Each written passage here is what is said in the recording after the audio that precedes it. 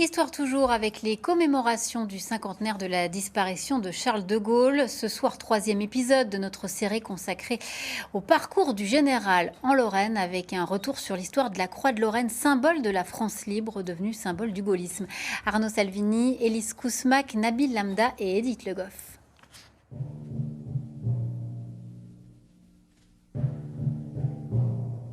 Moi, général de Gaulle, j'entreprends ici, en Angleterre, cette tâche nationale. Juin 40. De Gaulle est à Londres. Avec le soutien de Churchill, entouré des quelques hommes qui l'ont rejoint, il doit organiser la France qui résiste. Lui donner des statuts, une administration. Lui donner aussi une âme et une identité. Il est fait un constat.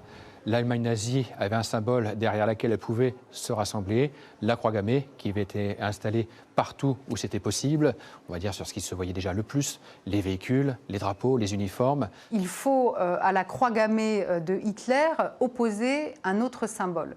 Des discussions ont lieu et finalement c'est le vice-amiral Muselier, qui est un des principaux officiers supérieurs à avoir rejoint de Gaulle à cette date, qui lui propose la Croix de Lorraine. La Croix de Lorraine, le symbole plaît à de Gaulle qu'il a déjà utilisé pour son régiment de Montigny-lès-Metz. Très vite, les engins, les uniformes, les navires de la France libre vont revêtir l'emblème. C'est un symbole qui est comme la France, comme dirait de Gaulle, elle vient du fond des âges. Et cette Croix de Lorraine, elle a une très longue histoire, elle a été ramenée par les croisés et elle est devenue le symbole de la famille d'Anjou. Puis, à la suite du mariage du roi René d'Anjou à Isabelle de Lorraine, elle est devenue la Croix de Lorraine au XVe siècle. Et donc, c'est toute cette histoire aussi qu'elle incarne, c'est-à-dire un passé lointain qui a à voir avec le christianisme, qui a à voir avec les combats, avec la croisade. Il y a un symbole fort dans la croisade. C'est quelque chose qui, comme la France, ne meurt pas et traverse les siècles.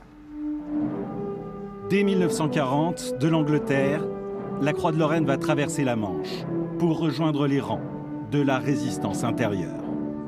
Durant la Seconde Guerre mondiale, la Croix de Lorraine va, entre autres, permettre de faire cette distinction entre l'État français, ce qu'on va appeler un petit peu plus simplement le gouvernement de Vichy, et la France libre. Elle se répand au travers de la France par le biais des publications clandestines de la résistance et va donc devenir un symbole de résistance par elle-même.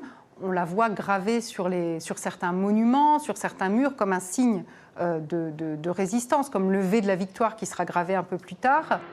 Incarnation de la France qui résiste, puis celle de la France qui se relève.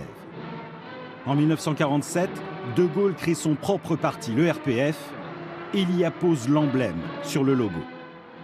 La Croix de Lorraine devient, et pour longtemps, le symbole du gaullisme en politique. Les mouvements se disant gaullistes après la mort de Gaulle l'ont également utilisé comme un marqueur de cette appartenance. Le RPR avait cette croix de Lorraine sur son logo.